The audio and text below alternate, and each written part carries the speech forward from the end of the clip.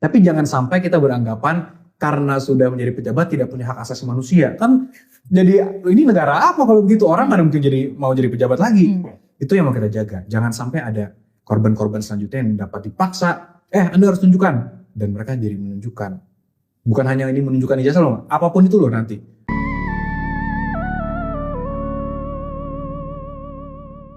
Ijazah Pak Jokowi ini belum selesai sampai dengan hari ini kita buat video ini. Orang masih mempersoalkan aja gitu kan. Yang mempersoalkan itu kan utamanya 3 orang ini. Yang namanya Roy Suryo, Tifa, dan Rismon itu loh Pak. Gitu. Kan kita juga paham dikit-dikit tentang hukum ya Pak ya. Ya. Ada gium hukum itu, atau itu tepatnya ada gium ilmu hukum atau ada gium hukum Pak sebetulnya Pak? Ada gium ilmu hukum Pak. Ilmu hukum ya. Itu mengatakan sebetulnya, jelas banget mengatakan, siapa yang menuduh, dia harus membuktikan. Benar nggak Pak? Iya. Kalau menurut pendapat Pak Yansen gimana Pak? Ya menurut saya harus begitu memang. Harus begitu ya? Iya, Sebabnya? Karena kalau dibalik, itu jadi salah Pak. Salahnya gimana? Terbeban masa orang yang dituduh suruh membuktikan. Ada contohnya nggak Pak yang konkretnya? Banyak sekali Banyak sebenarnya. ya? Pak. Banyak sekali. Yang simpel Pak. Yang simpel misalnya tuduhan seseorang dituduh selingkuh. Terus disuruh buktikan. Kamu selingkuh ya, buktikan kamu tidak selingkuh. Bagaimana dia buktikan Pak? Ya, itu kan aneh itu ya. Iya. Nah kalau tuduhan ijazah palsu Pak Jokowi gimana? Apa sama aja Pak? Ya, sama lah Pak. Sama ya? Oh. Siapa yang menuduh dia harus buktikan. Ya kan? Memang betul sih, ada juga yang mengatakan begini. Sebab kalau yang menuduh itu tidak perlu punya alat bukti awal, semua orang bisa dituduh untuk apapun juga. Iya, benar Pak. Ya Pak ya? Wali kota bisa dituduh, bupati bisa dituduh, gubernur bisa dituduh, menteri bisa dituduh, presiden bisa dituduh, untuk kejadian apapun juga. Sebetulnya makanya yang menuduh itulah yang seharusnya memiliki bukti awal sesuai dengan adagium hukum yang berlaku di Indonesia, atau mungkin seluruh dunia Pak. Universal ya, universal. Ya itulah Pak. Makanya ini heran juga kok tuduhan ijazah itu masih nggak selesai, dan yang menuduh itu kok kayak seperti nggak mengerti ilmu hukum gitu loh. Padahal udah ada penjelasan loh Pak. Ada ya. Jadi kelihatannya mereka itu sengaja Pak. Sengaja ya? Sengaja membuat gaduh. Walaupun sudah dijelaskan sejelas-jelasnya. Jangan-jangan ada muatan politik nih, karena bisa jadi Pak Jokowi kan bekas presiden. Itu dia.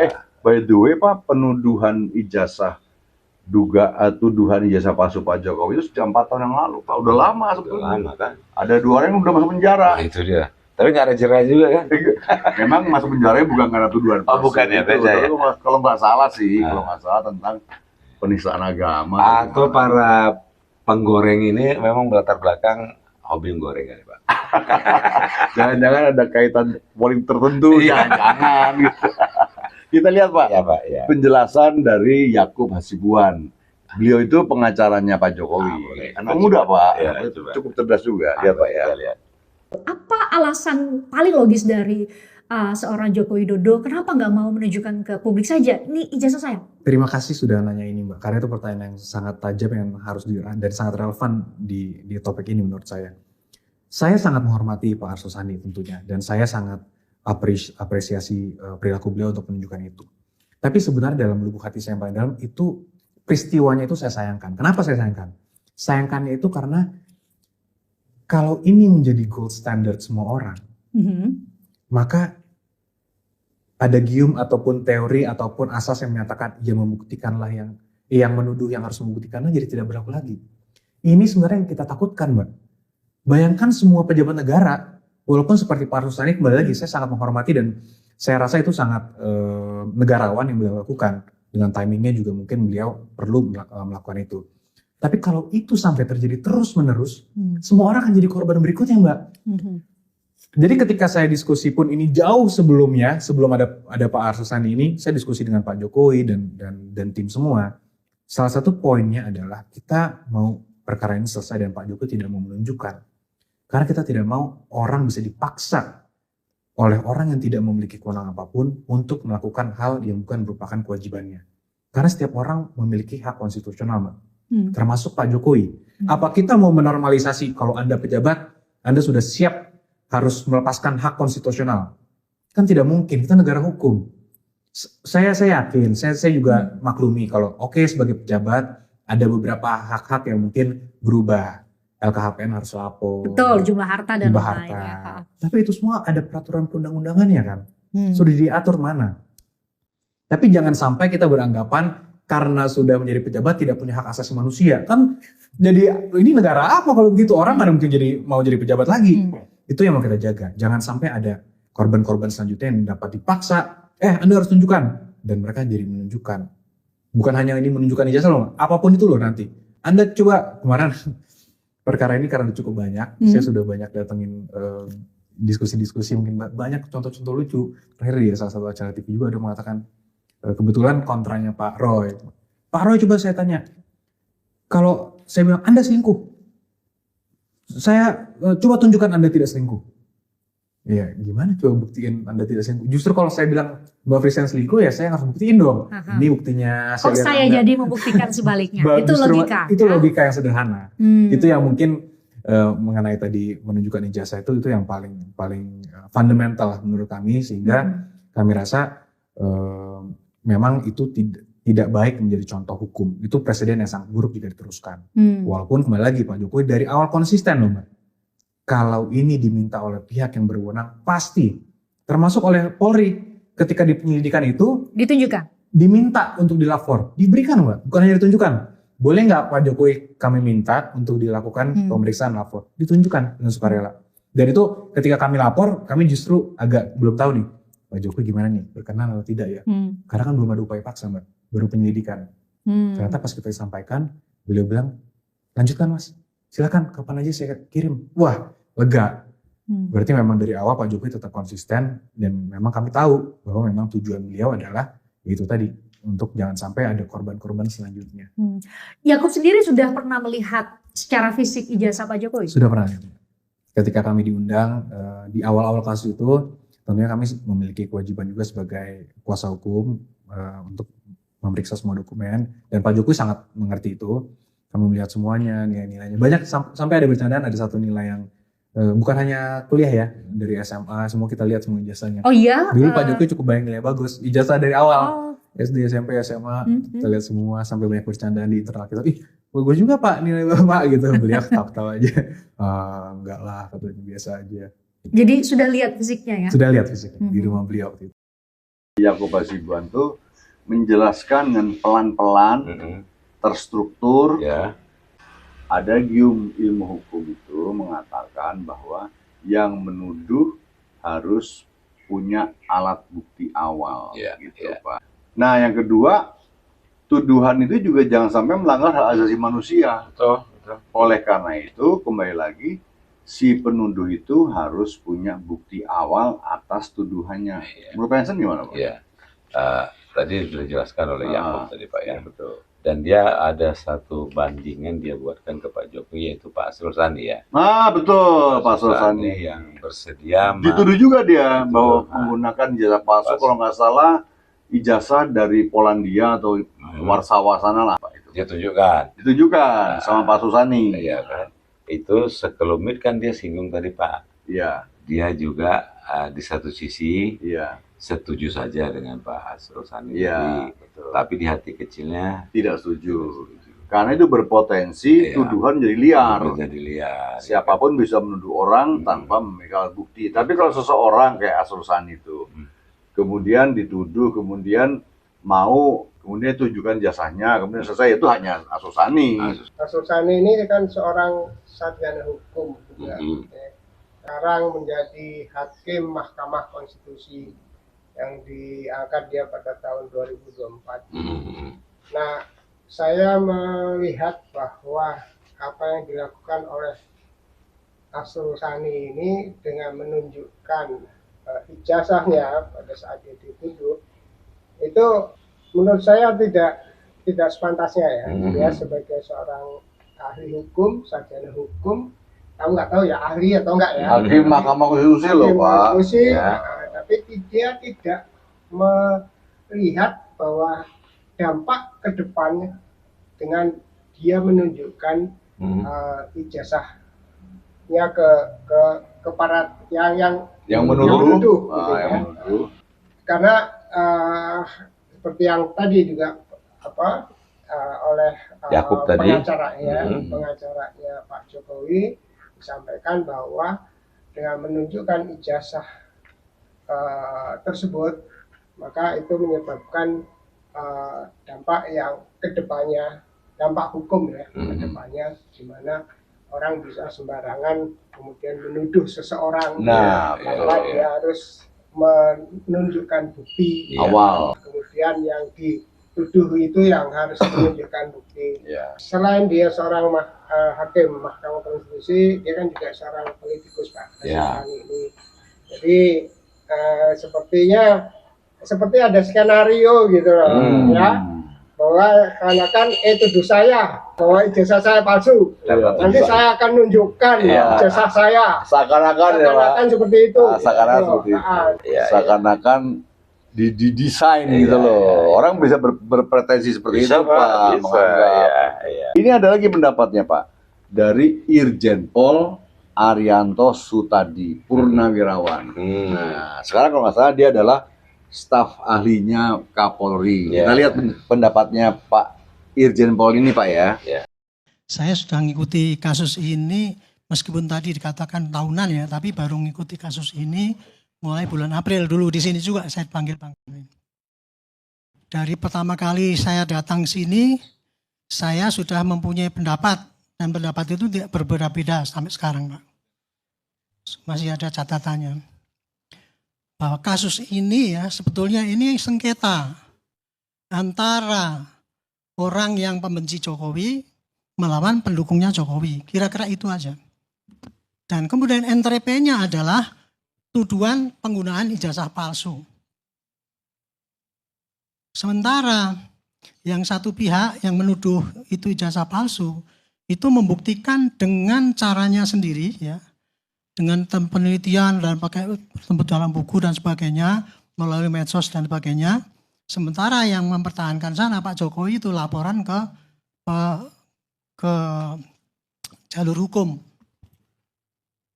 Kemudian saling saling berdebat untuk seperti tadi ini kan membuktikannya kan ini asli, ini palsu, ini sana bohong, ini enggak kan gitu kan. Dan kemudian sampai didamaikan pun dia tidak mau karena ini akan menutupi kebohongan. Itu yang sudah berjalan selama ini Pak Karni. Kalau concern saya itu kasihan Pak dengan rakyat yang terbelah akhirnya. Terbelah dengan dua pendapat. Karena Pak Jokowi kebetulan mantan presiden, punya pendukung banyak. Dan kemudian banyak musuhnya juga kan gitu kan. Jadi antara orang yang ini dua ini terbelah lama-lama gitu. Bahkan baru kemarin itu teman senior saya, Dek, kok saya ini selama-lama saya jadi percaya ya bahwa ijazahnya Pak Jokowi itu palsu ya, gitu. Kayak gitu, nah kayak itu lah. Sementara ini ngomong waras, yang sini ngomong gak waras kan gitu Pak. Itu contohnya kayak gitu. Jadi intinya Pak, ini sudah keterbelahan sudah panjang sekali Pak, dan tidak akan mungkin didamaikan, tidak mungkin selesai karena diawali dengan kebencian. Itu masalahnya dengan kebencian itu. Ini benci dengan sana, sana benci dengan ini. Itulah yang saya tidak bisa terima. Karena Pak, kita ini memang diadu domba oleh kekuatan yang di belakang yang nggak kelihatan itu. Kalau saya jelas kekuatan asing pasti ada. Amerika pasti mengadu domba kita. Inggris pasti Eropa pasti mengadu domba kita. Yang di dalam juga ada pihak-pihak yang tidak senang dengan pemerintah. Itu mengadu domba supaya kondisinya jadi ini. Itulah yang terjadi. Makanya itu saya tampil di sini bukan saya membela Pak Jokowi, bukan. Tetapi saya ingin menerangkan pada rakyat, inilah yang sebetulnya terjadi Pak. Dan kira-kira penyelesaian yang baik adalah begini menurut pendapat saya. Gitu. Jadi kalau menurut saya tidak akan panjang-panjang ya Pak Karya. Itulah tadi pokok masalahnya ya gitu ya. Jadi saya tidak ingin apa yang saya sampaikan ini, wah saya karena membela Pak Jokowi, bukan. Saya membela kebenaran Pak, kejujuran. Demi Tuhan, saya bersumpah ya, bolak-balik saya di mana-mana bersumpah. Karena saya bukan membela Pak Jokowi, tapi saya menerangkan kebenaran menurut pendapat saya. Gitu. Apa yang ditempuh oleh Pak Jokowi sudah dilaporkan ke Polda Metro. Apa yang ditempuh oleh pihak yang melawan Pak Jokowi itu sudah laporkan ke Mabes Polri. Hanya masalahnya ini kan jadi seakan-akan kan yang tadinya itu sengketa mengenai ijazah palsu kan masuk ke ranah pidana jadinya karena ada LP kan. Nah, LP-nya adalah pasti melalui polisi dong. Polisi menangani pidana itu berdasarkan dari para laporan polisi.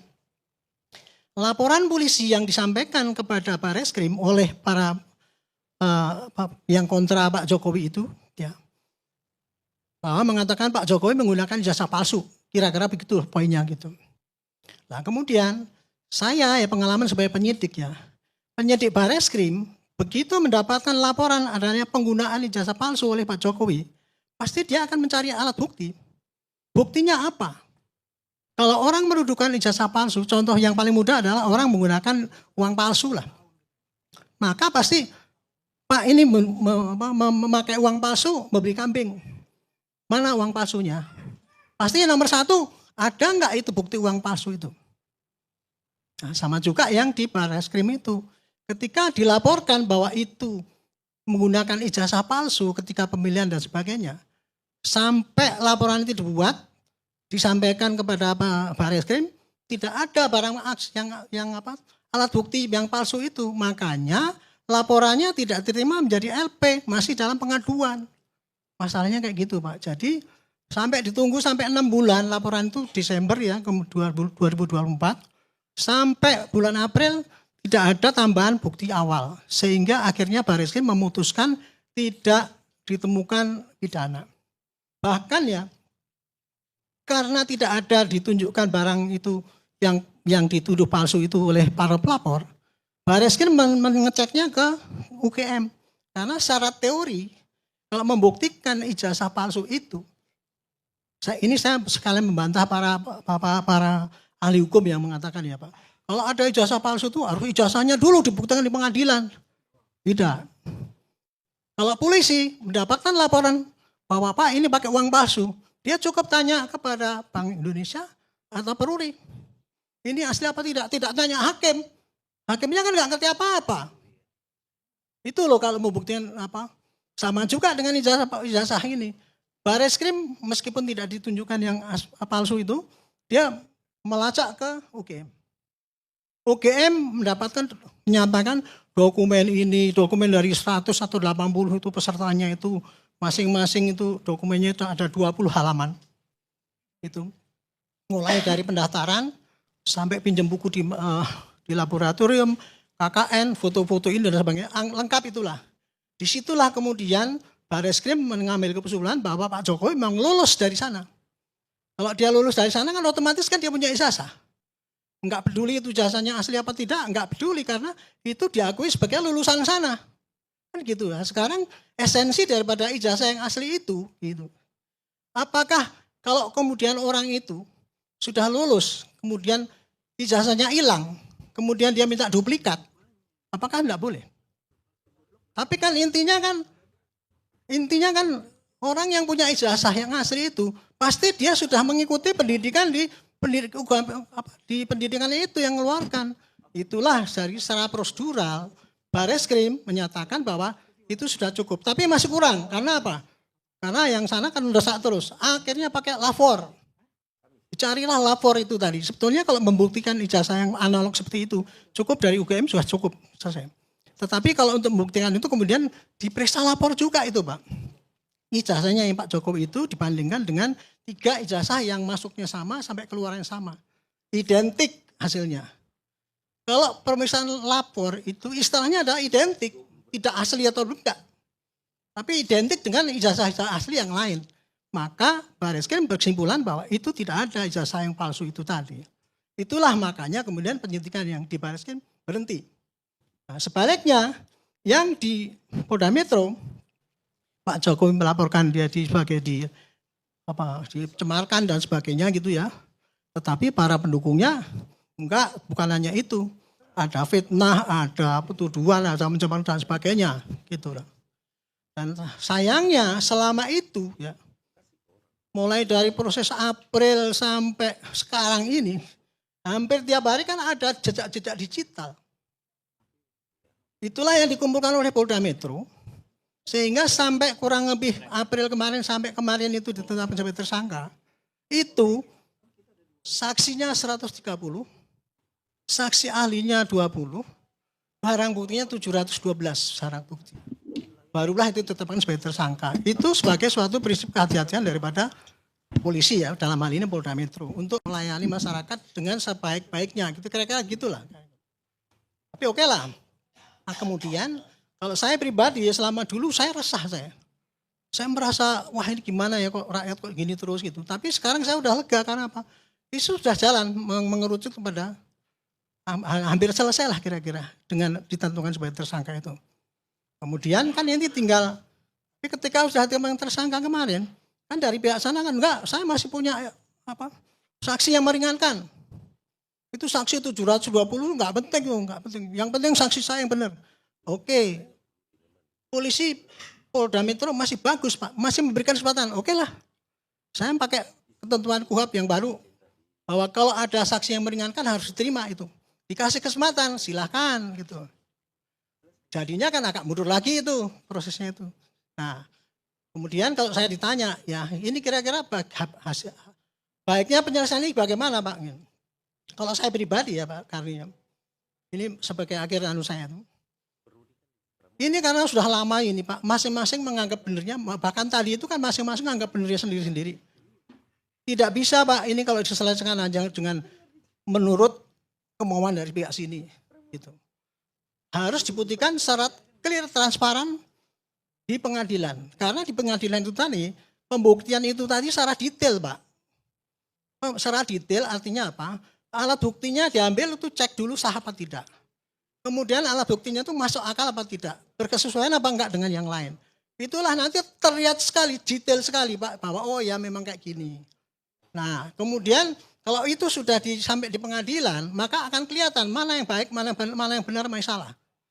Jadi di situ publik akan melihat Pak. Adapun nanti penyelesaiannya pakai RJ, saya tidak mau nolak, boleh saja. Jadi kalau saran saya, oke lah ini lebih baik memang pakai RJ Pak, supaya rakyat kita tidak terbelah. Ya. Tetapi pelaksanaannya setelah diuji di pengadilan.